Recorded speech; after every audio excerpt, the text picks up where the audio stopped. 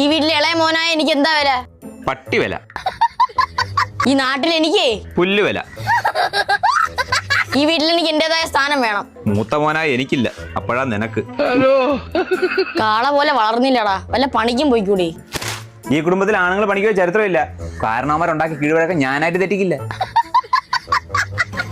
പാരമ്പര്യത്തെ ചോദ്യം ചെയ്യാൻ വന്നിരിക്കുന്നു ഏഭ്യൻ. നിന്നെ പോലെ നിർഗുണനായി ജീവിക്കാൻ എനിക്ക് പറ്റില്ല. ആടാ നിർഗുണ അർത്ഥത്തെ വാക്കുറഞ്ഞു. എന്താ മക്കളെ പ്രശ്നം? താൻ പോടോ കിളവാ.